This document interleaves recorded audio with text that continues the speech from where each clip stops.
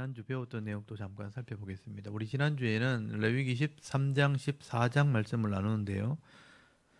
문제를 잠깐 보도록 하겠습니다. 거기 첫 번째 보시면 레위기 13장은 어떤 규례가 기록이 되어 있나요? 레위기 13장은 나병의 진찰법에 대한 규례, 나병의 진찰에 대한 규례, 점검하는 내용입니다. 제사장이 나병은 부정한 병이기 때문에 피부에 뭔가 생겼을 때 제사장에게 이렇게 검사를 받고 이게 나병인지 아닌지를 나병을 점검하는 그런 규례에 대해서 기록을 하고 있고요.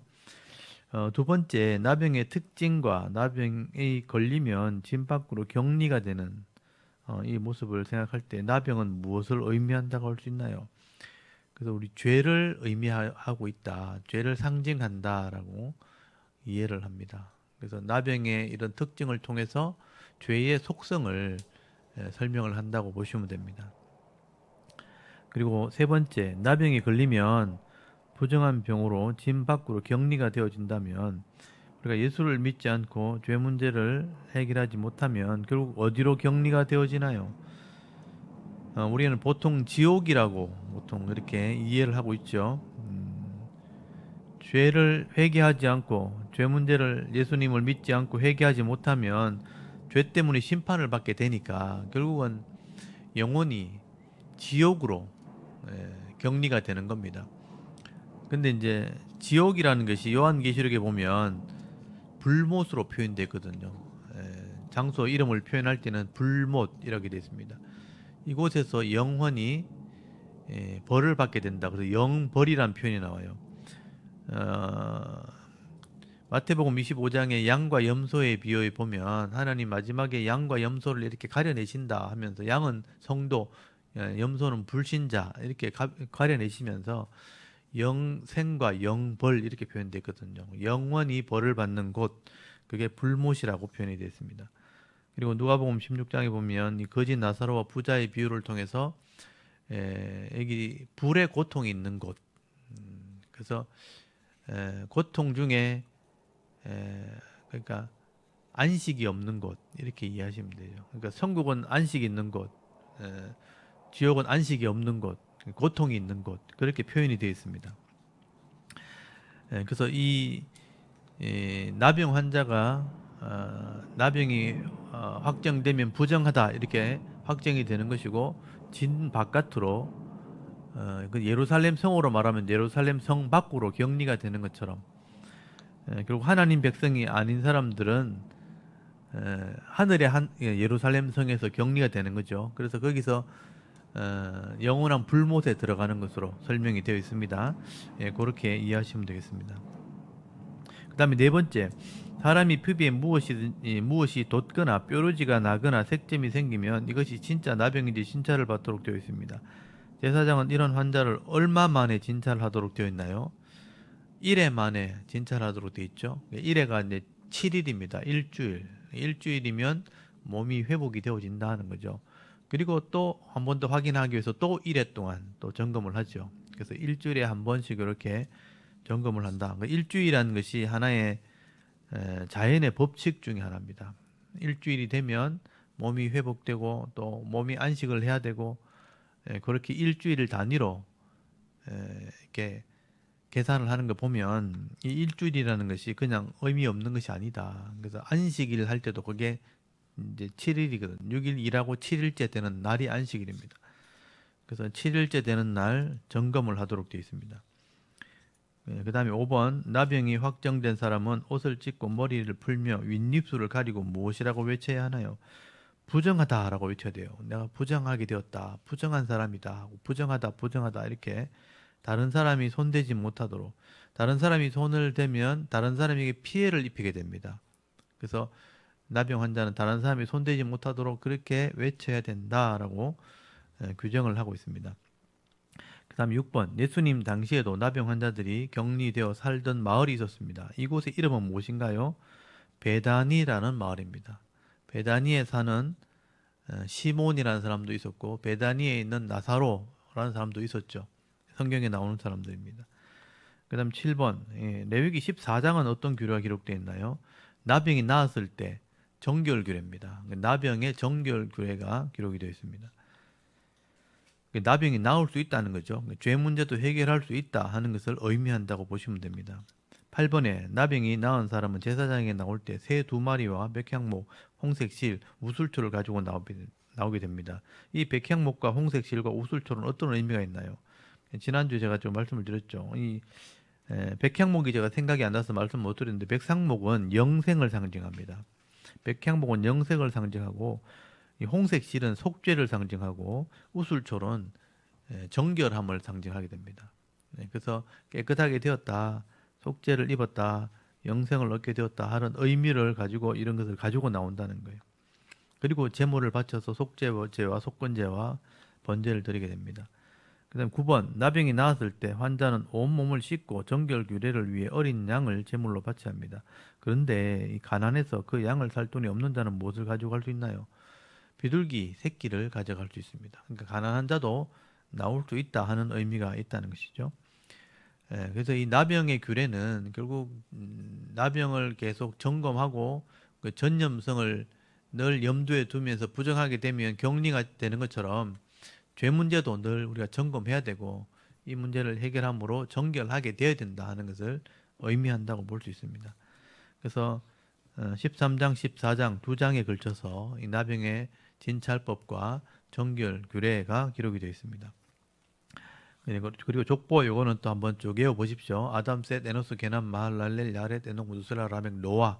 홍수 심판 이후에 셈, 아르박사, 셀라, 에벨, 벨렉, 르우, 수룩, 나올, 데라, 아브라함. 그리고 아브라함이 언약하면서부터 이스라엘이 나오죠. 아브라함, 이삭, 야곱. 야곱의 12아들 중에 유다, 베레스, 헤스론, 람, 아미나답, 나손, 살몬, 보아스, 오벳, 이세, 다윗 왕이 되어주고 솔로몬 때 번창하죠. 근데 이제 우상을 섬기면서 북쪽 이스라엘로 나눠집니다. 그래서 여로보암, 나답, 반역, 바하사, 엘라, 또 반역, 시므리, 또 반역, 오므리, 아합, 아하시야, 요람, 또 반역, 예후, 요아스, 여로보암, 스가랴, 또 반역, 살룸, 또 반역, 문하햄, 브가히야, 또 반역, 베가, 또 반역, 호세아. 그래서 아수르에게 멸망, BC 722년. 그 다음에 남쪽에 솔로몬 아들 로보암이 겨우 이어받아서 악을 행하지만 망하진 않죠. 로보암, 아비암 또 악을 행하죠. 아사 때 회개합니다. 또 회복을 하지만 또 타락하죠. 여호사밧 또 회개를 하고 또 회복합니다. 근데 이제 아달랴가 시집 오는 바람에 그 아들들이 타락하죠. 여호람, 그 다음에 아하시야, 요아스, 아마샤까지 우상을 섬기고 이제 비참하게 죽고 우시야 때 개혁을 해서 다시 솔로몬의 나라처럼 회복합니다. 우시야 때 다시 한번 기회를 준 거죠. 요담, 우시야가 문둥병 걸려 죽죠. 요담, 아하스, 히스기야 때 다시 마지막으로 개혁을 합니다. 근데 또 15년 더 사는 바람에 타락을 하죠. 므낫세가 태어나서 악을 행함으로 망하게 됩니다. 그다음에 아몬, 요시야 때 일군을 키우는 개혁, 마지막 개혁이죠. 그 다음에 요아스, 요야김, 시드기야. 근데 바빌론에게 멸망을 받고 포로되어 잡혀갑니다. 회복되어 돌아왔을 때 여고냐부터 스알디엘, 서룹바벨 때 돌아와서 성전을 짓고 회복하지만 또 말라기 때 타락합니다. 그래서 이제 이때부터 이제 열방들에게, 열국들에게 지배를 받죠. 그래서 이제 아비훗, 엘리야김, 아소르, 사독, 아킴, 엘리훗, 엘라살, mattan, 야곱, 요셉, 예수님. 그래서 예수님이 태어나셔서 이제 신약 시대가 시작된 겁니다. 그래서 하나님 말씀을 다시 가르치고 12제자를 통해 이스라엘 대신에 12제자를 통해 이방인에게 복음을 전하는 언약을 하죠. 그게 신약입니다. 그리고 이방인 그 제자들은 이제 유대 지역에서 사역을 하지만 사도 바울을 불러가지고 이방인을 전도하게 하고 이방의 복음을 땅 끝까지 전하게 하시고 더 이상 이제 돌아올 사람이 없으면 이 땅을 심판하실 것이다. 네. 그렇게 이제 예언을 하는 거죠. 그리고 이제 마지막 때 결국 돌아올 사람이 없으면 어떻게 심판이 임하게 될 것도 요한계시록에 기록이 되어 있는 겁니다. 결국 이 성경은 족보상으로 볼 때 죄인을 구원하기 위한 하나님의 구원 계획이 기록되어 있다고 보는 거예요. 그래서 이 하나님의 이 나라 백성이 되려면 결국은 세상의 죄의 법을 따라가는 게 아니고 하나님 나라 법대로 살아가는 백성이 되어야 되는 거예요. 그게 계약을 통해서 이루어지는 겁니다. 그래서 이 땅에서는 우리가 완전하진 않지만 이런 법 따라 순종하며 살아가면서 우리의 부족함을 늘 인정하는 것, 그게 하나님 백성이라. 그렇게 성경은 이야기하고 있는 거죠. 그래서 우리가 레위기 율법이 뭔지는 알고 있어야 되죠. 이렇게 우리가 죄를 가지고 태어났기 때문에 이렇게 구별된 삶이 필요하구나. 이렇게 기준을 가지고 있어야 되는구나. 이거 없으면 죄 때문에 여지없이 무너질 수밖에 없구나 하는 기준을 가지고 있는 게 중요하다는 거죠. 그게 가지고 있는 것과 없는 것의 차이가 하나님의 백성이냐 아니냐의 차이가 되는 거예요. 그래서 이제 레위기 지금 오늘은 이제 15장부터 이제 배우게 될 텐데요. 이런 기준들을 하나씩 설명하고 있는 거라고 보시면 되죠. 레위기가 그 당시에 말씀을 가르쳐야 될 지도자가 레위인들이었기 때문에 레위인들이 이것을 알고 가르쳐라 하는 내용이 바로 레위기에 대한 설명이라고 보시면 됩니다. 그래서 지금 우리 13장, 14장 지난주에 나병의 진찰법을 통해서 죄의 심각성에 대해서 좀 설명을 했다면 오늘 15장부터는 성병에 대한 규례가 나옵니다. 성병의 규례라는 것은 성이란 이 도구, 하나님께서 우리 사람 남녀에게 주신 성이라는 도구는 결국은 생명을 출산하는 도구라는 거예요. 하나님이 왜 그런 생명을 출산하는 도구를 사람들에게 주셨는가? 많은 경건한 자손을 얻게 하기 위해서. 그래서 결국은 건강한 남녀를 통해서 하나님을 믿고 신뢰하는 이런 신앙을 가진 경건한 남녀와 가정을 통해서 경건한 자손이 나오는 거예요. 그것도 건강하기만 하다면 10명 이상도 낳을 수 있습니다. 그래서 두 사람이 10명 이상을 만들어낼 수 있다면 이렇게 번창하는 데는 굉장한 하나님의 그 방법이 있는 거죠. 두 사람의 이 남녀 두 사람이 적어도 10명 이상의 사람을 일생 동안 만들어낼 수 있다면 그 10명이 장성을 하게 되면 100명이 되는 겁니다. 그러니까 다음 세대 한 세대만 넘어가도 그게 계산대로만 된다면 그렇죠? 두 사람이 10명을 낳았어요. 10명이 장성을 했어요.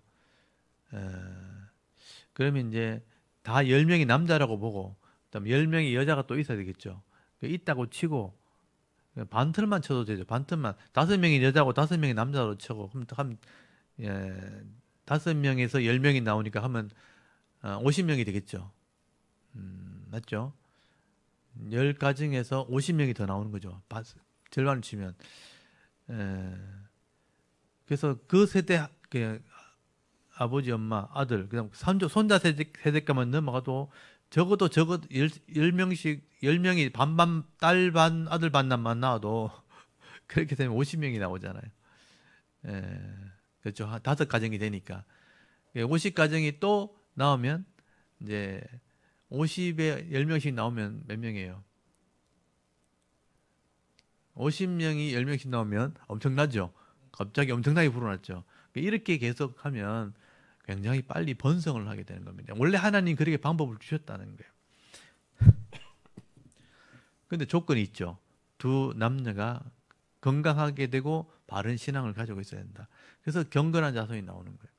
근데 반대로 악한 자손이 나온다면 속히 악하게 되겠죠. 그래서 이제 바른 말씀을 가진 사람들이 많이 나올 수 있도록 하나님 말씀을 바로 가르치는 사명이 우리 백성들에게 있는 거죠. 그러니까 특히 어머니에게 그런 사명이 있게 되는 겁니다. 결국은 건강한 신앙인을 만들려면 생명을 출산하는 도구를 잘 관리를 해야 되는 거죠. 그래서 지난번에도 말씀을 드렸지만 이런 성적인 부분에서 출산하는 도구를 쾌락으로 도구로 잘못 사용하게 되면 음란의 도구가 됩니다. 음란의 도구가 되어지면 사람들 간의 신뢰가 깨어지고 진정한 사랑이 무너지게 되는 거예요.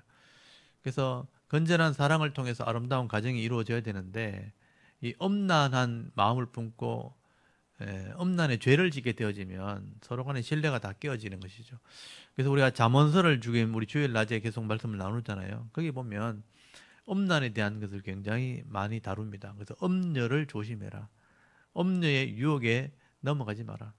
그래서 지혜를 가지고 이런 지혜의 말씀을 따라서 하나님을 경외하는 마음으로 살아야 된다. 하나님을 경외하는 것이 모든 지혜의 근본이다.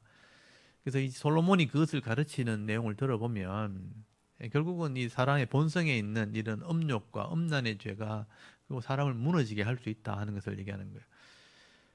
그래서 지금 인류 역사를 보면 창세기에서부터 그런 음란의 죄가 가인의 자손들을 통해서 계속 나오고요.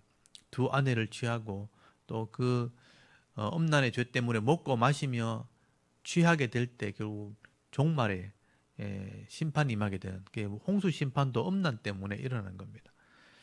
그래서 이런 사람에게 생명에 출산하는 도구로 주신 이 성이라는 도구를 잘못 관리하게 되면 하나님께서 징계를 내리시는데 그 징계가 뭐냐면 성병이라는 거예요. 성병. 이 성병에 대한 것도 여러 가지 이제 뭐 매독이나 임질이나 뭐 이렇게 하열, 피를 흘리는 혈류증이나 여러 가지 질병이 있습니다.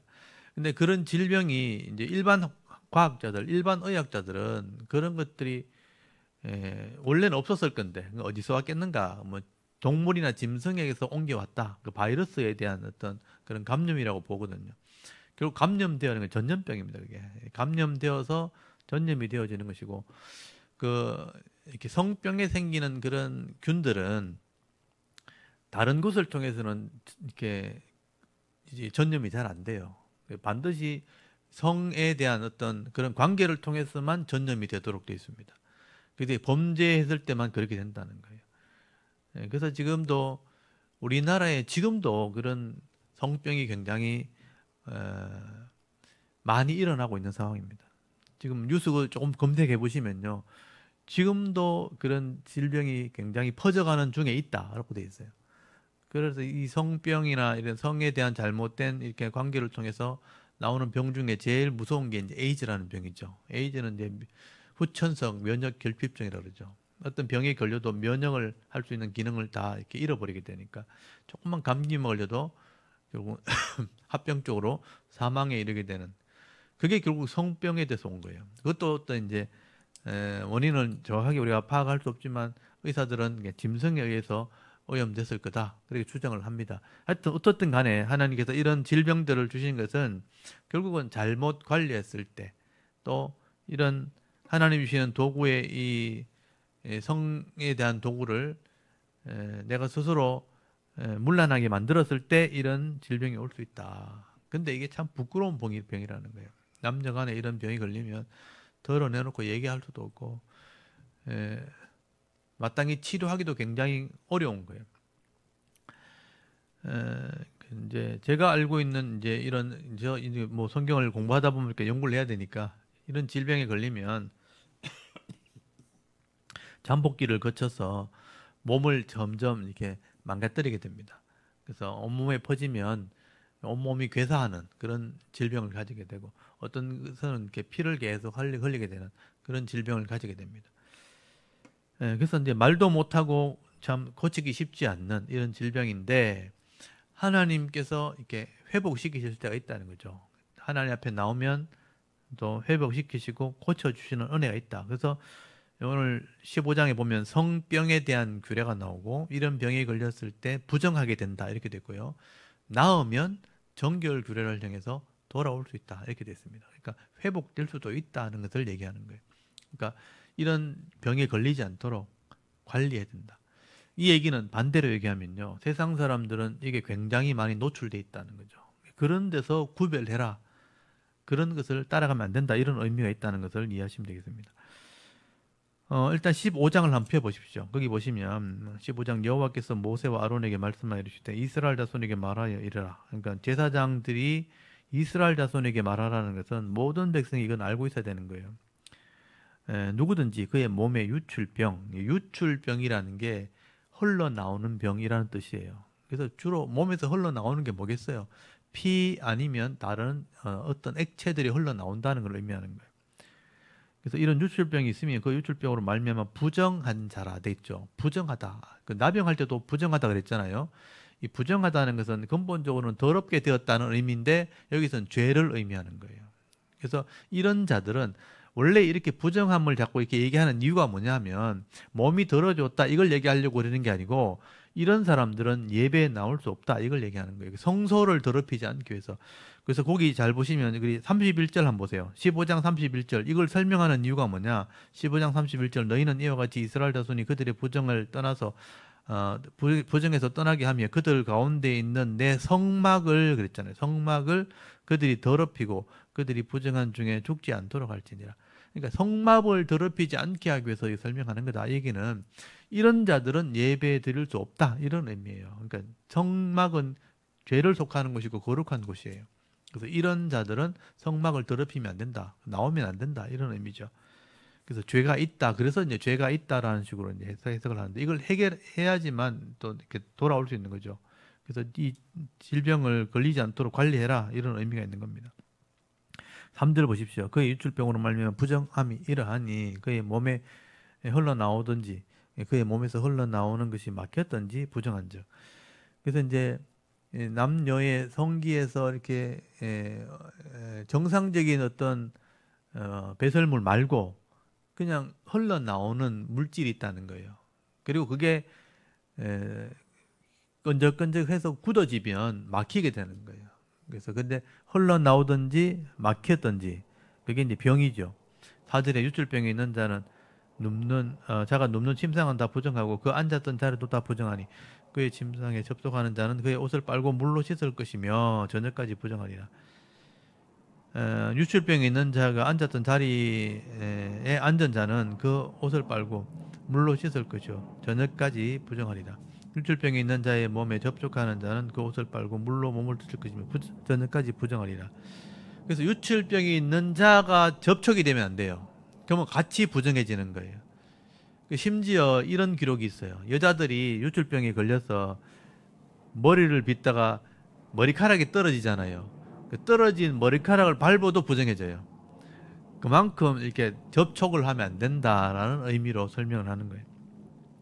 8절에 유출병이 있는 자가 정한 자, 그런 문제가 없는 사람에게 침을 뱉으면 정한 자는 그 옷을 빨고 물로 몸을 씻을 것이며 저녁까지 부정하리라.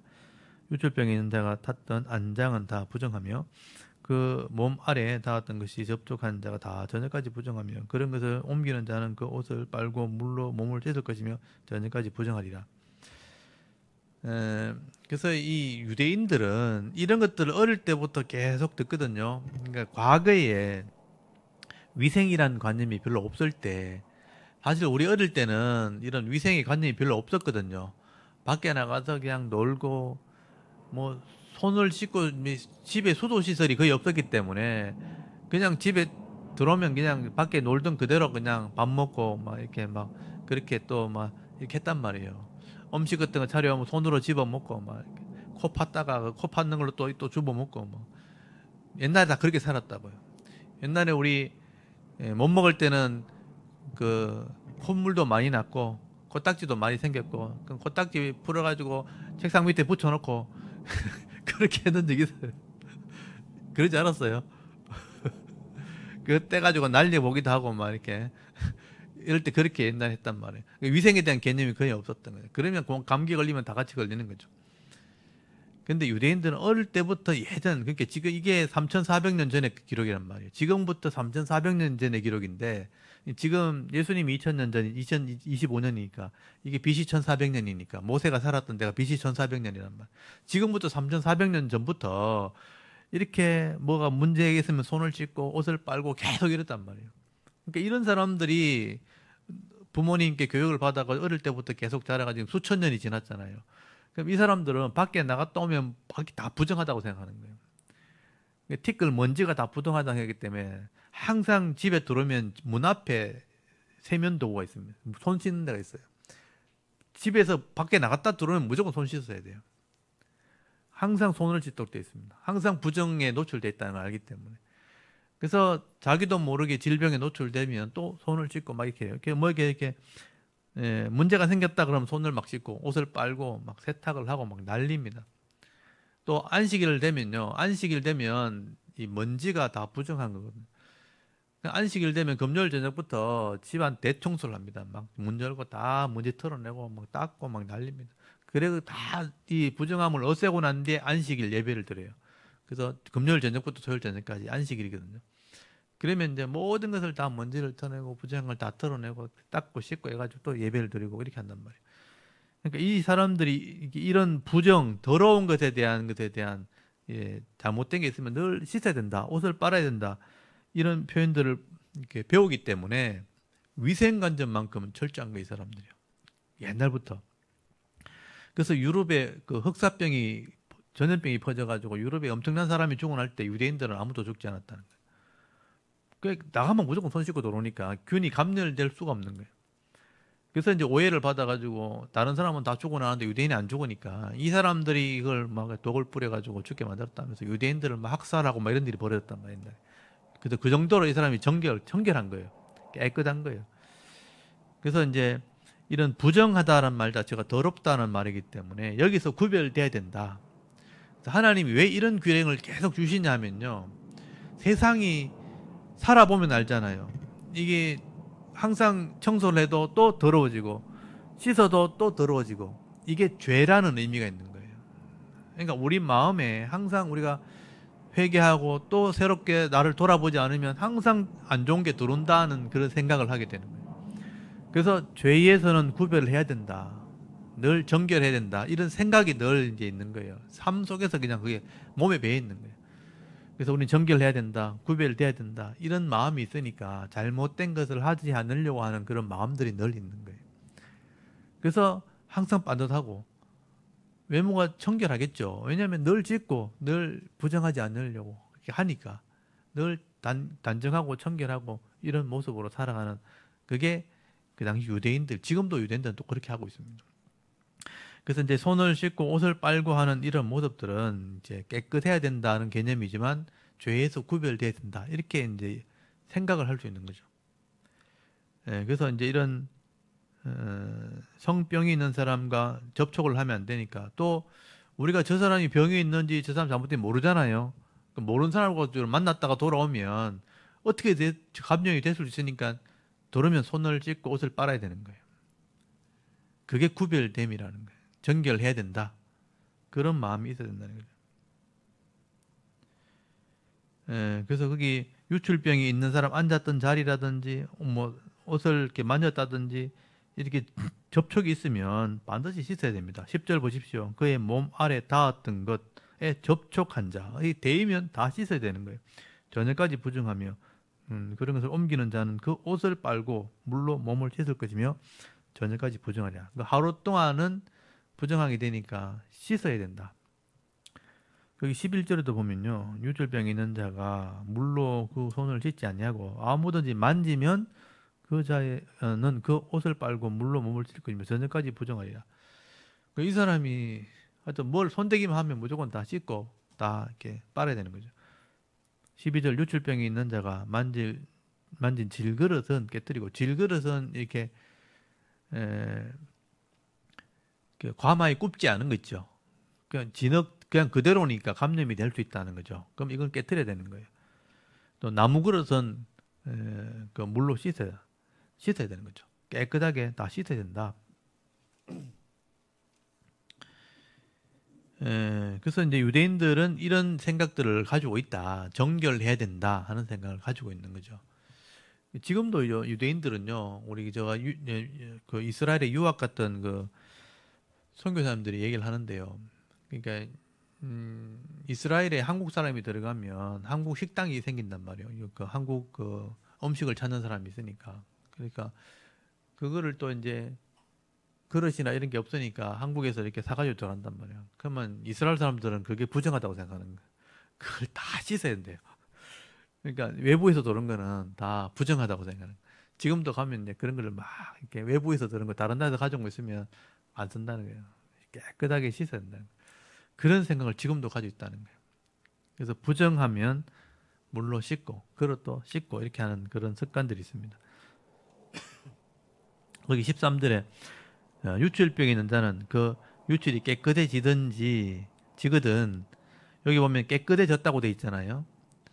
나병도 정결하게 되었을 때는 성결 규례하는 것처럼 유출병도 깨끗해지든지 그러니까 정결하게 되기 위하여 이래를 센 후에 옷을 빨고 흐르는 물에 그의 몸을 씻을 것이라. 그러면 그가 정하리니.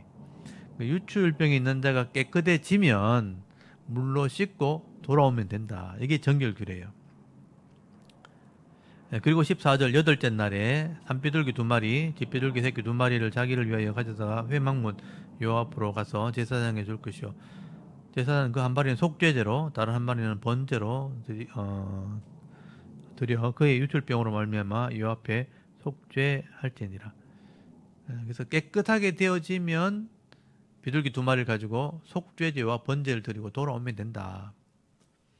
이게 정결규례라고 보시면 되고요. 그 다음에 16절 설정하는 자는 전신을 물로 씻을 것이며, 설정했다는 것은 씨를 뿌린다라는 뜻이거든요. 그러니까 남자의 정자가 밖으로 나왔을 때 그걸 설정이라 그래요. 이거는 이제 부부 관계를 말하는 거죠. 그래서 17절 정수가 묻은 모든 옷과 가죽은 물에 빨 것이며 저녁까지 부정하리라. 남녀가 동침하여 설정하였거든 둘 다 물로 씻을 것이며 저녁까지 부정하리라. 그래서 부부 관계, 남녀가 여기 보면 설정했다, 동침했다 이 표현은 부부 관계를 얘기하는 거예요.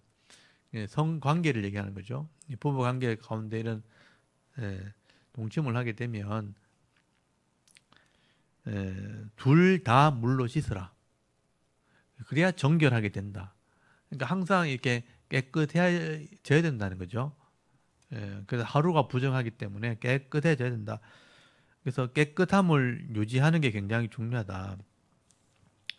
예전에는 이런 게 이제 깨끗함이 별로 없었죠. 물도 샤워지들도 별로 없었기 때문에 그래서 이제 이런 질병들이 많았다는 거예요. 그래서 이제 그들 깨끗하게 씻는 것이 중요하다. 그래서 정결하게 유지해야 된다. 그 부부 관계 속에서도 서로를 위해서 늘 동침을 하면 깨끗함에 필요성이 있다. 씻어야 된다 하는 것을 말씀하게 됩니다. 그 다음에 19절에는요. 여자의 유출병. 아까 앞에는 남자의 유출병이고요. 19절에 어떤 여인이 유출을 하되 그의 몸에 그 유출이 피면 이래 동안 불결하니 그를 만지는 자마다 저녁까지 부정할 것이요. 그가 불결할 동안에는 그가 누웠던 자리도 부정하며, 아까 남자하고 똑같아요. 그가 앉았던 자리도 부정한즉 그의 침상을 만지는 자는 다 그 옷을 빨고 물로 씻을 것이요 저녁까지 부정할 것이며, 그가 앉은 자리를 만지는 자도 다 그들의 옷을 빨고 물로 씻을 것이요 저녁까지 부정할 것이며, 그의 침상 위나 그가 앉은 자리 위에 있는 것을 그것을 만지는 모든 자도 저녁까지 부정할 것이며, 누구든지 이 여인과 동침하여 그의 불결함이 전염되면 이래 동안 부정할 것이라. 그가 눕는 침상은 다 부정하니라. 그래서 이 부정하게 된다. 흐르는 병이 있으면. 그리고 25절 만일 그 여인의 피 유출이 그의 불결기가 아닌데도 여러 날 간다든지, 그러니까 요 19절부터 24절까지에 나왔던 유출이라는 것은 이제 정상적인 하열. 그러니까 여자는 난자가 처음 생기면서부터, 그러니까 난자가 처음 생길 때 이렇게 월경이라는 게 생겨. 한 달에 한 번씩 난자가 한 달에 한 번 주기로 생기기 때문에 난자가 생기면요, 이렇게 살을 이렇게 찢고 나옵니다. 그리고 이제 이게 난자의 생명을 다하면 그게 떨어져 나와서 살로 피로 나온단 말이에요. 그게 월경입니다. 그러면 이제 이 자궁 안에 상처가 나 있기 때문에 일주일은 지나야 그게 회복이 되는 거예요. 피를 흘렸기 때문에. 근데 그 기간이 사람의 몸에 한번 생각해 보십시오. 이렇게 상처가 생겨가지고 염증이 생겼어요.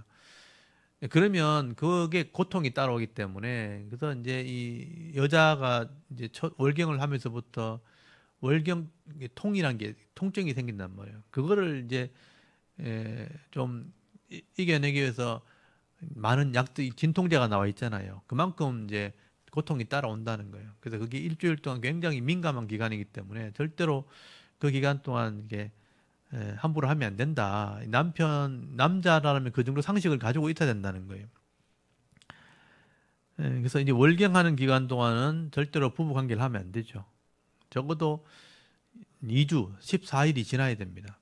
그래서 14일이 지나면 가임기라 그래서 정상적으로 돌아와서 임신할 수 있는 몸이 된다 이렇게 보거든요. 14일 지나서 다음 네, 그러니까 한 달을 봤을 때 14일이면 약 보름이잖아요. 보름이 지나서 이제 부부 관계를 할 수 있고 보름 동안 하고 그다음에 보름 지나면 또 월경이 시작되니까 또 하여튼 보름 정도밖에 여유가 없는 거예요. 그렇게 여자의 몸이 구성되어 있다는 것도 알고 있어야 됩니다. 그걸 어릴 때부터 가르쳐야 돼요. 그래서 부부도 그런 걸 알고 있어야 되고 그런 기간을 통해서 잘 건강을 유지해야 됩니다. 그렇게 하지 않으면 성경대로 말하면 부정하게 되기 때문에 서로의 질병에 노출될 수도 있고 고통이 따라올 수 있는 거예요. 그거를 잘 지켜야 됩니다. 근데 25절에는 그 하일하는 기간이 지났어요. 그러니까 일주일 지났고 그다음 일주일 지나면 원래대로 돌아오는 14일 정도는 지나야 컨디션이 돌아온단 말이에요. 근데 그 지났는데도 계속 피가 난다는 것은 문제가 있다는 뜻이에요. 질병이란 뜻이죠. 그래서 25절에 만일 여인의 그 피의 유출이 그의 불결기가 아닌데도 그러니까 일주일이 지났는데도 여러 날이 간다든지 그 유출이 그의 불결기를 지나도 계속되면 이거는 병인 거예요. 그 부정을 유출하는 모든 날들은 그 불결할 때와 같이 부정한즉 그의 유출이 있는 모든 날 동안에 그가 눕는 침상은 그에게 불결할 때의 침상 같고 그가 앉은 모든 자리도 부정함이 불결할 때와 때의 부정과 같으니 그것을 만지는 자는 다 부정한즉 그의 옷을 빨고 물로 씻을 것이며 저녁까지 부정할 것이요 그 유출이 그치면 1일을 센 후에야 정하리니 그는 여덟째 날에 산비둘기 2마리나 뒷비둘기 새끼 2마리를 위하여 가져다가 회막못 앞 제사장으로 갈 것이요 제사는 그 한 마리는 속죄제 또 다른 한 마리는 번제로 드려 유출로 부정한 여인을 위하여 요 앞에 속죄할지니라. 앞에하고 똑같죠. 그러니까 비둘기 2마리를 가지고 속죄제와 번제를 드리면 속죄가 되고 원래대로 돌아온다. 그렇게 설명하는 겁니다. 그래서 이걸 설명하는 이유가 아까 31절에 나와 있잖아요. 성막을 더럽히지 않게 하기 위해서. 이런 자는 성막에 나올 수 없다는 거죠. 32절에 이 규례는 유출병이 있는 자와 설정함으로 부정하게 된 자와 불결기에 앓은 여인과 유출병이 있는 남녀와 그리고 불결한 여인과 동침한 자에 대한 것이니라. 그래서 이 유출병이 생기는 것은 분명히 관리를 잘못했기 때문에 그런 병이 생길 수 있습니다. 그러니까 깨끗하게 하지 않았든지 관리를 잘못했다든지 아니면 잘못된 도구로 사용했다든지 쾌락의 도구로 사용하다가 이런 질병이 올 수 있다. 그러면 회복되기를 기도해야 되고 회복되면 정결규례를 통해서 돌아올 수 있다. 예배를 다시 드릴 수 있다. 그렇게 말하는 겁니다. 그래서 이제 신약에 보면 이런 혈류증 앓은 여인 얘기가 나오잖아요. 12년 동안 낫지 않아가지고 고통당한 여인이 나옵니다. 예수님께 나와서 고침받게 되어지는. 그래서 믿음으로 나오면 회복될 수 있다는 것을 얘기하는 거죠. 결국은 이제 이런 유출병에 걸리지 않도록 우리가 잘 관리를 해야 되고요. 그렇게 됐다 할지라도 회개하고 돌아오면 하나님께 나오면 회복될 수 있다는 것도 말씀하는 것입니다. 그래서 15장은 이렇게 성병에 대한 규례, 남녀의 성을 잘 관리해야 된다 하고 말씀을 하는 겁니다. 여기서 구별돼야 된다. 그 다음에 16장에 넘어가면요. 대속죄에 대한 규례가 나옵니다. 대속죄에 대한 규례는 1년이라는 시간 안에 하루를 회개하는 날이죠. 그러니까 우리나라로 말하면 송구영신 예배처럼 새해를 맞이할 때 회개하고 그 한 해를 회개하는 것처럼 7월 10일이 되면 대속죄일이라 그렇게 말씀을 합니다. 그래서 거기 16장부터 대속죄일에 대한 규례를 설명하면서 몇 가지 좀 설명하는 게 있어요. 이게 16장 1절에 보면 아론의 두 아들이 여호와 앞에 나와 죽은 후에 여호와께서 모세에게 말씀하시니라. 아론의 두 아들이 나답과 아비후가 다른 불로 분향을 하다가 죽은 적 있죠. 그 제사장이 죽었을 때 이 말씀을 주셨다라고 되어 있습니다. 2절에 보면 여호와께서 모세에게 이르시되 네 형 아론에게 이르라 성소의 휘장 안 법궤 위 속죄소 앞에 아무 때나 들어오지 말라. 그리하여 죽지 않도록 하라. 이는 내가 구름 가운데 속죄소 위에 나타남이라. 그러니까 속죄소라는 게 그 법궤에 있는 뚜껑을 얘기하거든요. 내가 나중에 이제 출애굽기 할 때 자세히 설명을 하겠지만 성소에 제일 먼저 뜰문을 열고 들어가면 번제단이 있고 그 다음에 물두멍이 있고 그 다음에 성소라는 천막이 있거든요. 그 성소의 천막을 열고 들어가면 왼쪽에는 등잔대가 있고 오른쪽에 떡상이고 가운데 향단이 있어요. 향단을 지나서 들어가면 지성소의 휘장이 나옵니다. 지성소 휘장을 열고 들어가면 그 안에 법궤가 있어요. 법궤 위에 법궤 뚜껑이 있어요. 법궤 뚜껑에 이 천사의 날개를 편 두 천사가 이렇게 조각으로 서 있거든요. 그 법궤 뚜껑을 죄가 속해지는 장소라 그래서 속죄소라 그러거든요. 거기에 짐승의 피를 뿌리도록 되어 있습니다. 근데 여기는 대제사장이 1년에 한 번 들어가는 곳이에요. 그 앞에 등잔대나 떡상이나 향단은 제사장이 매일 등불을 점검하고 향을 피우고 떡을 관리하러 들어갑니다.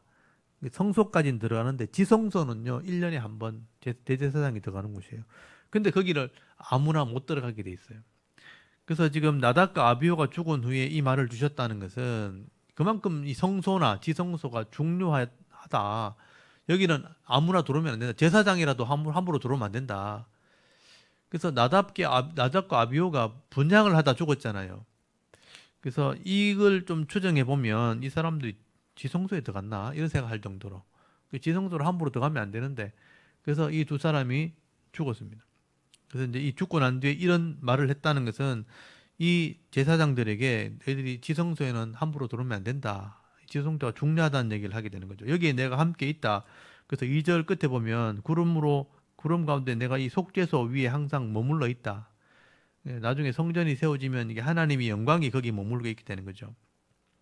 3절에 보면요. 아론이 성소에 들어오면서 숫송아지를 속죄 제물로 삼고 순양을 번제물로 삼고 거룩한 세마포 옷을 입고 세마포 속바지를 몸에 입고 세마포 띠를 띠며 세마포 관을 쓸지니 이것들은 거룩한 옷이라 물로 그 몸을 씻고 입을 것이며 대제사장도 여기 들어올 때 여기 송아지로 속죄하고 난 뒤에 순양으로 번제를 삼고 들어오도록 돼 있죠.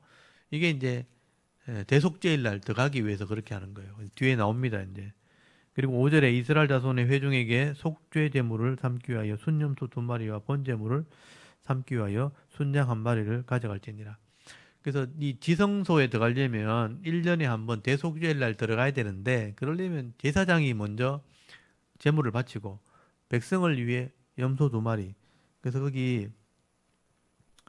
6절에 보시면 단락이 나눠져 있죠. 아론은 자기를 위하여 속죄제 수송아지를 드리되 자기와 집안을 위하여 속죄하고 그 제사장을 위해서는 수송아지 1마리거든요. 1년에 한 번 잡는 거예요, 이게요. 7절에 또 염소를 2마리 가지고 나와서 염소는 이제 죄를 상징하는 짐승이거든요.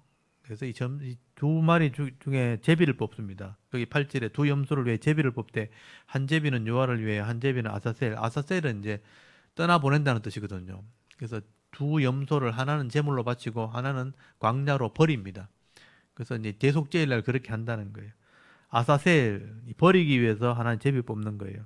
9절에 아론은 여호와를 위하여 제비 뽑은 염소를 속죄제로 드리고 하나는 제물로 드리고 10절 아사셀을 위하여 이 버리는 양을 위하여 제비 뽑은 염소는 산채로 여호와 앞에 두었다가 그것으로 속죄하고 아사셀을 위하여 광야로 보낸다. 이거 끌고 광야로 가는 거예요.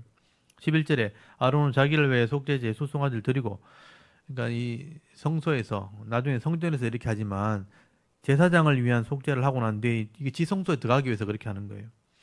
자기와 집안을 위하여 속죄하고 자기를 위하여 그 속죄제 송아지를 잡고 향로를 가져다가 여호와 앞 제단 위에 피운 불을 그곳에 채우고 또 곱게 간 향기로운 향을 2 손에 채워가지고 휘장 안에 들어가서 여호와 앞에서 분향하여 향연으로 증거궤 이 속죄소를 가리게 할지니 이 증거궤가 법궤죠.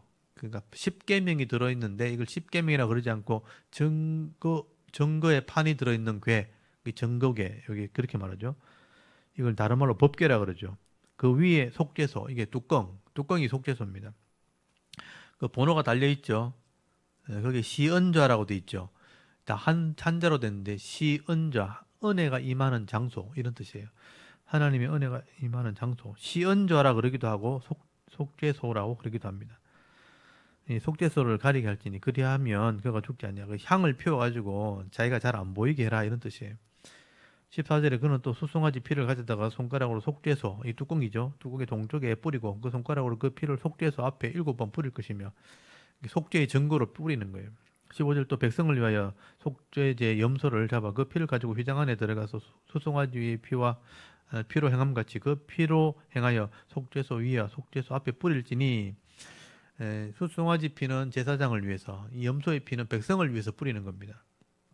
16절 곧 이스라엘 자손의 부정과 그들이 범한 모든 죄로 말미암아 지성소를 위하여 속죄하고 또 그들의 부정한 중에 있는 회막을 위하여 그같이 할 것이요 그가 지성소에 속죄하러 들어가서 자기와 그 집안 이스라엘은 온 회중을 위하여 속죄하고 나오기까지는 누구든지 회막에 있지 못할 것이며 그는 요압 제단으로 나와서 그것을 위하여 속죄할지니 곧 그 수송아지 피와 염소의 피를 가져다가 제단 귀퉁이 뿔들에 바르고 또 손가락으로 그 피를 그 위에 7번 뿌려 이스라엘 자손을 부정해서 제단을 성결하게 할 것이요 그 지성소와 회막과 제단을 위하여 속죄하기를 마친 후에 살아있는 염소를 들이되 그래서 이제 아까 염소의 피와 이 송아지 피를 가지고 법궤에 뿌리고 또 제단에 번제단에 또 뿌리고 이렇게 그것을 정결하게 한다.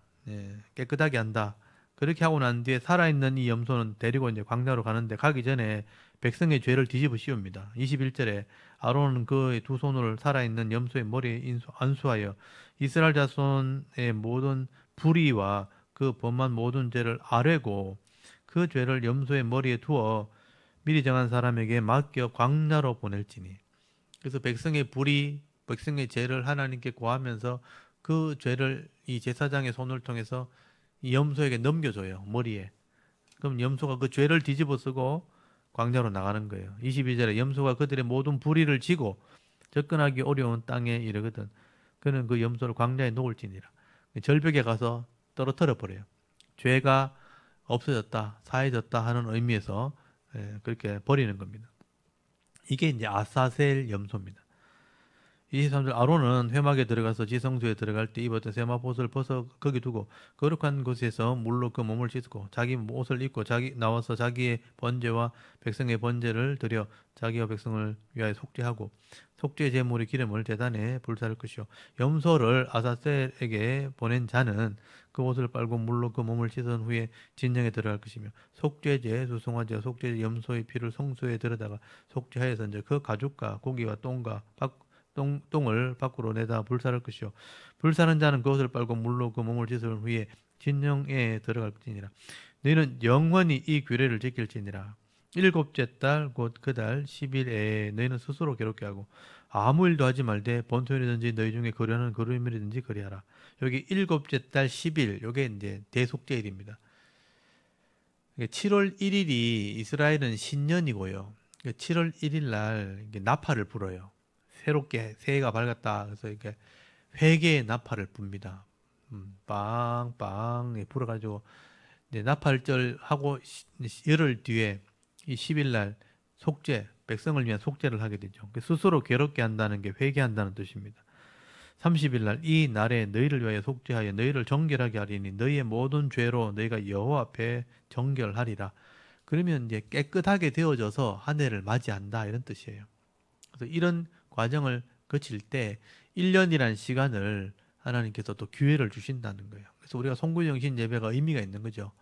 그래서 1년을 마감할 때 우리는 이제 1년에 이제 12월 31일 날 마감을 하기 때문에 마지막 한 해를 또 정리하고 또 이렇게 회개하면서 또 새로운 한 해를 또 기대를 하면서 맞이하게 되는 겁니다. 그래서 이제 대속죄일은 새해를 맞이하는 성도들의 그 마음, 그것을 회개하는 마음으로 맞이해라 그렇게 말하는 거예요. 그래서 30절 이 날에 너희를 위하여 속죄하여 너희를 정결하게 하리니 너희의 모든 죄에서 너희가 요 앞에 정결하리라. 이는 너희에게 안식일 중에 안식일인즉 너희는 스스로 괴롭게 할지니 영원히 지킬 규례라. 스스로 괴롭게 한다는 것은 자기 죄를 고백한다는 거예요. 내가 이런 죄인입니다. 잘못했습니다. 하고 정결하게 하고 해결하고 또 깨끗해져서 새해를 맞이하는 겁니다. 32절 기름 부음을 받고 위임되어 자기의 아버지를 대신하여 제사장의 직분을 행하는 제사장은 속죄하되 세마포 옷 곧 거룩한 옷을 입고 지성소를 속죄하며 회막과 제단을 속죄하고 또 제사장들과 백성의 회중을 위하여 속죄할지니 그러니까 지성소, 제단, 그리고 회막, 회중 전체가 이제 깨끗하게 되어져서 새해를 맞이하는 거죠. 이 34절 이는 너희가 영원히 지킬 규례라. 이건 영원히 지킬 규례. 우리가 천국 갈 때까지 해야 되는 거죠. 왜냐하면 우리가 늘 죄를 가지고 있기 때문에. 영원히 지킬 규례라. 이스라엘 자손의 모든 죄를 위하여 1년에 한 번 속죄할 것이니라. 그래서 1년에 한 번이니까 이게 이제 송구영신 예배에 해당하는 거죠. 7월 10일 날 그렇게 해라. 아론이 여호와께서 모세에게 명령하신 대로 행하니라. 그래서 이 시간 속에서 우리가 구별돼야 된다. 회개해야 된다. 이게 하나님 백성이 지켜야 될 규례입니다. 그래서 이제 제가 이런 의미들을 좀 우리가 생각하면서 신앙생활을 해야 된다. 시간이라는 게 참 중요하다. 그래서 이걸 여러분이 만약에 한 100살까지 살면 100번 하면 끝나죠. 1년에 한 번이니까. 맞죠? 1년에 한 번이니까 10년이면 10번이죠. 100년이면 100번이잖아요. 그래서 그렇게 많지 않아요, 사실은요. 이 대속죄를 지키는 게 70까지 살면 70번. 그렇게 많지 않죠. 지금 여러분이 40대나 50대라면 이제 한 3, 40번 정도밖에 안 남았어요. 그렇게 하면서 한 해를 맞이해도 금방 간다는 거예요. 그래서 영원히 지킬 규례라. 우리 연약함을, 저는 이렇게 인식했죠. 아, 우리 연약함을 인정해야 되는 거구나.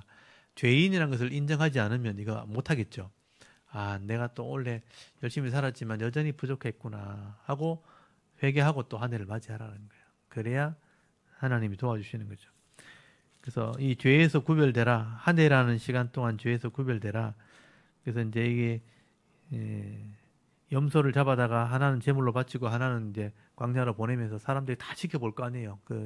그날은 국가 공휴일 무조건 쉬는 겁니다. 그래서 모든 게 다 문 닫고 하거든요. 그러면 이제 이 대속죄일 날 다 그 광장에 모여가지고 회개하거든요. 회개하면서 이 아사셀 양이 가는 걸 다 지켜보는 거예요.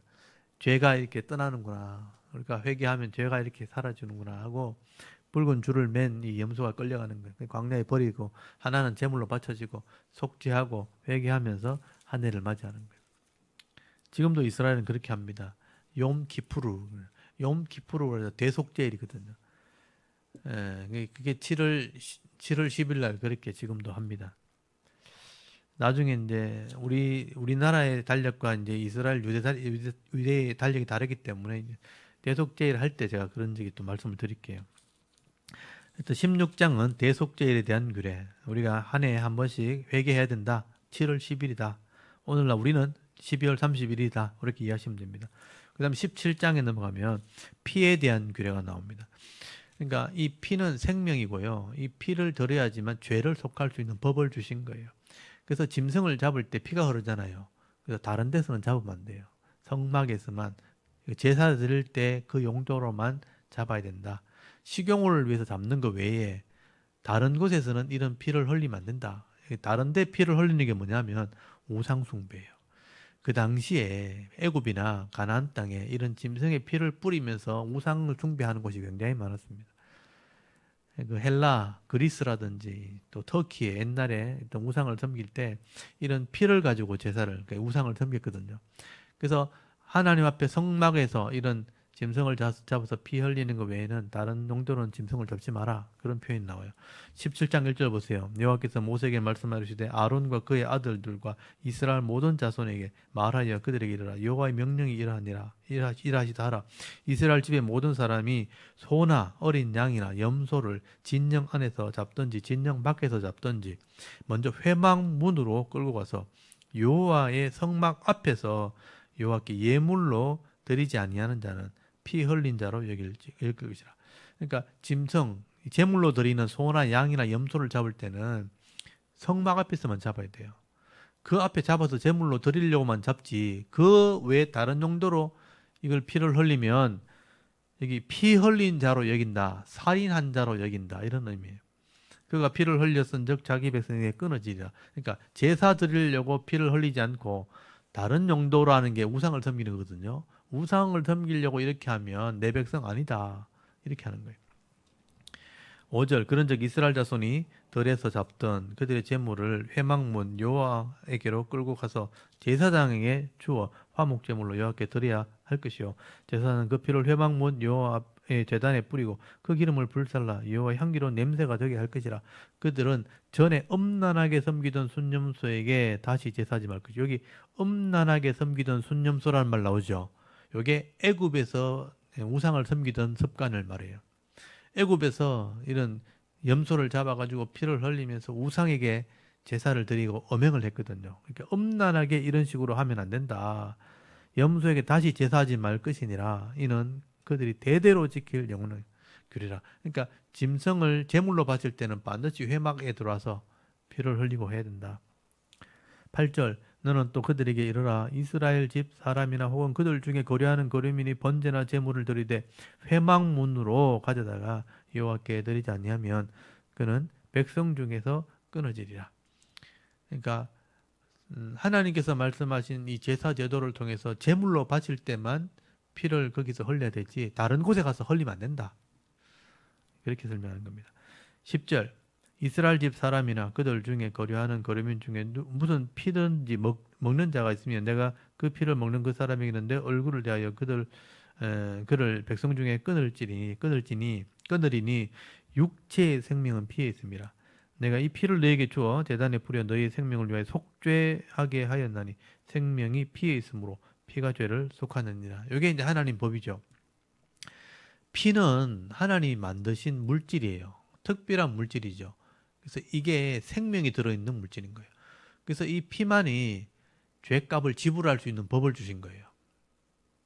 그래서 이제 제사 제도를 통해서 짐승의 피를 바치게 한 거예요. 그 짐승의 피는 그때 지은 죄를 속죄하는 겁니다. 근데 사람의 피를 들을 수는 없잖아요. 사람의 피는 사람의 생명을 내놔야 되기 때문에. 그래서 이제 사람이 죽을 수는 없으니까 짐승의 피를 가지고 정결한 짐승, 소나 양이나 염소를 가지고 제물로 삼아서 그 피를 그때 지은 죄를 속하는 방법을 주신 게 제사제도예요. 근데 이런 원리를 따라서 항상 죄를 지으면 짐승의 피를 흘려야 되는 거예요. 하나님 앞에 와서 이렇게 흘려야 되는 거죠. 제사장이 계속 잡으면서 이거 한 번만에 하는 방법이 없겠나 이렇게 방법을 요구할 때 결국 예수님의 피가 온전히 속죄할 수 있다고 설명을 하게 되는 겁니다. 그래서 예수님은 죄 없는 몸으로 오셔야 되기 때문에 동정녀의 몸으로 이 땅에 오셨고 죄 없이 이 땅에 오셨다는 걸 성경이 증거를 하고 있고요. 그래서 빌라도가 예수님 죄 없이 십자가에 못 박았다는 걸 증거를 했죠. 이 사람은 죽일 죄가 없다. 넣어주려고 하니까 유대인들이 데모해가지고 죽였잖아요. 죄 없는 몸으로 오셨고 죄 없이 십자가에 죽었는데 그럼 누구 죄 때문에 죽은 거예요? 이사야 53장에 예언돼 있잖아요. 우리의 죄를 위해 내어줌이 되었다. 그래서 속죄하는 피를 흘려서 모든 사람의 이 죄를 속하게 되었다. 그래서 피가 생명을 속하는 법을 따라서 죄를 속하는 사명을 감당하신 분이 예수님이죠. 그래서 그것 때문에 이 법을 이렇게 주신 거예요. 그래서 이 피는 생명이고 죄를 속하는 법이 있기 때문에 이걸 함부로 먹어서는 안 되는 거죠. 그래서 먹지 말라고 말씀하신 거예요. 12절에 그러므로 내가 이스라엘 자손에게 말하기를 너희 중에 아무도 피를 먹지 말며 너희 중에 거류하는 거류민이라도 피를 먹지 말라 하였나니 모든 이스라엘 자손이나 그들 중에 거류하는 거류민이 먹을 만한 짐승이나 새를 사냥해 잡거든 그의 피를 흘리고 흙으로 덮을지니라. 모든 생물은 그 피가 생명과 일체라. 그러므로 내가 이스라엘 자손에게 이르기를 너희는 어떤 육체의 피든 먹지 말라 하였나니 모든 육체의 생명은 그들의 피 그것의 피인즉 그 피를 먹는 모든 자는 끊어지리라. 그래서 이 신앙적으로 영적으로 보면 피는 생명이기 때문에 먹으면 안 된다.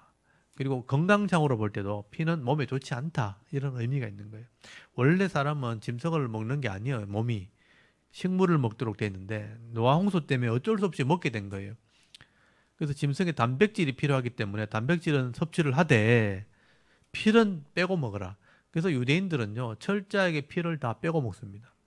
소를 먹을 때나 양을 먹을 때나 다 짐승을 먹을 때는요 충분히 피를 다 빼고 먹어요. 그게 몸이 좋기 때문에. 그래서 피는 먹으면 안 된다. 왜냐하면 피가 곧 생명과 일체라. 그래서 제가 설명을 여러 번 드렸죠. 이 피는 사람이 만들어낼 수 있는 게 아니라고요. 짐승의 피도 우리가 못 만들어내요. 그 성분은 다 분해하면 뭐가 나는지 다 알거든요. 이 성분이 뭘로 돼 있는지, 물로 돼 있고, 뭐 영양분이 뭐가 들었고 다 아는데 그 안에 생명을 만들 수가 없어요. 색깔을 비슷하게 맞추고 이게 대충 이렇게 해가지고 우리 수혈한다고 집어넣으면 다 죽습니다, 우리는. 그러니까 피를 만들어낼 수가 없어요. 색깔만 만든다고 만들어지는 게 아니에요. 그래서 그 피 안에 생명이 들었다는 거죠. 그래서 생명은 피에 있다. 그래서 이제 이 피가 곧 죄를 속하는 권세가 있다는 것을 말씀을 하게 되는 겁니다. 그리고 거기 15절 스스로 죽은 것이나 들짐승에 찢겨 죽은 것은 그것을 먹은 모든 자는 본토이거나 거류민이거나 그 옷을 빨고 물로 몸을 찢을 것이며 저녁까지 부정하고 그 후에는 정하려니와 그 빨지 아니하거나 그가 빨지 아니하거나 그의 몸을 물로 씻지 아니하면 그가 죄를 담당하리라. 그래서 이제 스스로 죽은 것, 찢겨 죽은 것 이런 사체들 우리가 먹으면 안 된다고 돼 있죠. 그래서 그 당시에는 이게 위생과도 굉장히 연관돼 있죠. 단백질은 그 짐승은 죽으면 그 단백질이 바로 부패하기 때문에 먹으면 안 되는 겁니다. 그래서 이런 것도 우리를 위해서 그렇게 기록을 해주신 거죠. 그리고 지금 여기까지 설명하면 거의 이제 정결규례에 대한 설명이 다 끝난 거예요. 그래서 여러분 조금 생각을 해보면 1장부터 10장까지는 제사 제도잖아요. 그 다음 11장부터는 구별되는 규례거든요. 그러니까 세상이 더럽다고 생각할 때, 죄라고 생각할 때 여기서 구별돼야 된다. 음식에서 구별돼야 된다. 산모가 구별돼야 된다. 그리고 13장, 14장 죄에서 구별돼야 된다. 15장 성에서 구별돼야 된다. 그 다음에 16장 대속죄일 1년이라는 시간 안에서 우리가 회개해야 된다. 그 다음에 17장 피를 주셔서 피를 통해서 속죄하게 하셨다. 그래서 짐승을 잡는 일에서도 구별돼야 된다. 예배, 제물을 위해서 외에는 피를 흘리면 안 된다. 그런 규례를 주신 거죠. 그래서 여기서 우리가 구별되어지는 삶을 산 사람이 하나님 백성이라는 거예요. 그리고 18장부터 이제 윤리가 나오는 거예요. 18장이 성윤리고요. 19장이 사회윤리입니다. 그러니까 두 장은 윤리에 대해서 나오는, 이건 사람들의 관계 속에서 지켜야 될 규칙이에요. 성윤리, 그리고 사람들 사이에 지켜야 될 규례, 이웃을 사랑하는 규례, 그 이웃을 사랑하는 규례가 19장에 기록이 됐습니다. 이게 어떻게 보면 제일 중요하다고 봐야죠. 그래서 앞에 나왔던 것들은 개인이 지키면 되는 거예요. 그래서 죄에 대해서 점검하고 음식에 대해서 관리하고 또 성윤리에서 몸을 잘 성을 통해서 잘 몸을 관리하고 죄에서 구별되면 되죠. 근데 이제 18장부터는 이웃과의 관계, 사람들의 관계 속에서 내가 지켜야 될 규례예요. 성윤리, 가족 간에 이웃 간에 서로 존중이 여겨야 되는 거죠. 함부로 대하면 안 되는 거죠. 그리고 19장에 이제 부모와 관계, 또 이웃과의 관계, 가난한 자에 대한 관계, 또 세상에 있는 여러 가지 문화와 또 유행에 대한 관계 속에서 내가 이렇게 하면 안 된다 하는 규정이 나오는 거죠. 그 이웃과의 관계 속에서 10가지 나온 게 10계명입니다. 그것도 제가 다음에 자세히 설명을 드리도록 하겠습니다. 오늘 제가 여기까지만 할게요. 지금 15장에서부터 16장, 17장까지 했죠. 3장에 나눠서 하는데 여기다 정결규례에 해당한다. 음식규례, 산모의 정결규례, 나병의 진찰법, 나병의 정결규례, 성윤리에 대한 규례, 그 다음에 대속죄에 대한 규례, 피에 대한 규례까지죠. 여기까지를 잘 정리하시면 돼요. 그러니까 1장부터 10장까지는 제사제도, 번제, 소제, 속죄제, 화목제, 속죄제, 속건제, 그 다음에 제사에 대한 규례, 그 다음에 제사장의 위임식, 그 다음에 첫 제사, 그 다음에 제사장의 실수, 그까지가 10장까지 제사제도거든요. 11장부터는 정결하게 되는 규례. 그래서 이제 규칙인데 주로 이제 구별되어지는 규례. 그걸 이제 17장까지 잘 정리하시고, 그 다음에 18장, 19장은 윤리. 그 다음에 20장은 반드시 죽일 죄. 이건 이제 마지막 전체. 하나님을 버리는 죄를 하고. 그 다음에 21장, 22장은 지도자, 제사장에 대한 규례가 또 2장이 나와요. 그러니까 그 죄 문제를 다루는 그 나병의 규례가 2장 나오잖아요. 13, 14. 그럼 윤리가 18장, 19장 2장 나오죠. 그럼 제사장의 규례가 21장, 22장 2장 나오거든요. 그러니까 다 중요하다는 거죠. 지도자에 대한 규례. 23장은 1년이라는 시간 안에 절기에 대한 규례 나오고, 24장은 성소에 대한 규례, 25장은 안식년과 희년, 전체 시간에 대한 거고, 그 다음에 이제 26장이 축복과 저주, 마지막 정리, 어떻게 하면 하나님 말씀 순종하면 어떤 복이 임하고 불순종하면 어떤 재앙이 임하는가. 그리고 이제 27장의 마지막 서원 예물에 대한 규례, 약속을 내가 잘못 지켰을 때 약속을 회복할 때 뜨는 예물, 그런 규례, 예물에 대한 규례가 나옵니다. 그래서 우리가 이렇게 회칙 같은 거 만들 때 뭐 이제 회원의 자격, 뭐 이렇게 어떤 권리, 뭐 해야 될 일들, 규정 뭐 하고 나중에 마지막에 이제 부칙, 뭐 회비 얼마 이렇게 나오잖아요. 그런 식으로 총칙, 이 법의 규칙을 만들고 그것처럼 레위기도 이런 법 규정으로 기록이 되어 있습니다. 그러니까 제사 제도를 통해서 제 문제를 해결하는 속죄에 대한 규례, 또 삶에 대한 규례, 어떻게 우리가 정결을 해야 되고 어떻게 이웃과의 관계를 맺어야 되는가, 규칙을 다 머릿속에 정리하는 거죠. 이렇게 하고 하나님이 규정대로 세상을 살아갈 때 하나님이 이 사람은 내 백성이구나. 그래서 내가 그 백성을 지켜주고 도와줘야 되는 그 약속을 이루시게 되는 거예요. 그래서 그렇게 하나님과 약속을 통해서 살아가는 그걸 신앙이라고 얘기하는 거예요. 막연하게 우리는 신을 믿고 막연하게 내 소원을 아뢰고 그렇게 살아가는 게 아니고요. 약속의 규정대로 살아가는 그게 하나님 백성이다. 좀 정리가 되죠. 그냥 우리가 신앙은 막연하면 안 되는 겁니다. 그래서 이런 규칙을 예수님이 똑같이 설명했을 거예요. 너희들은 하나님과 언약한 백성이기 때문에 이 율법을 이해한다. 그래서 가르치고 그걸 깨닫고 이것을 전파하고 제대로 살면 세상의 문제가 해결된다. 고치는 사역을 하게 되는 거죠. 그래서 그게 하나님의 백성이고 하나님 나라다. 천국이다. 그렇게 설명한 겁니다. 그래서 오늘 이 부분을 제가 계속 정리를 해서 설명을 드리는 이유가 머릿속에 이게 정리가 돼야 됩니다. 그리고 이렇게 살았던 사람의 이야기를 역사서를 통해서 확인하면 되는 거죠. 그리고 오늘 이 시대에 우리가 어떻게 살면 어떻게 복을 받게 되는가, 제대로 된 복을 받는 사람들의 삶을 우리가 지켜보셔야 됩니다. 정말 이렇게 알고 제대로 사는 사람이 많지 않기 때문에. 그래서 이런 말씀대로 순종해서 이왕이면 이 땅에 있는 동안 하나님 도우심을 받고 또 하나님 주시는 은혜로 늘 승리하는 삶을 살아가는 저와 여러분의 이런 신앙의 모습이 되실 수 있길 바랍니다. 우리 잠깐 기도하고 마치겠습니다. 하나님, 오늘도 이 샤론 성경 강좌를 통해서 이 레위기의 이 말씀을 다시 한번 묵상하게 하시니 감사를 드립니다.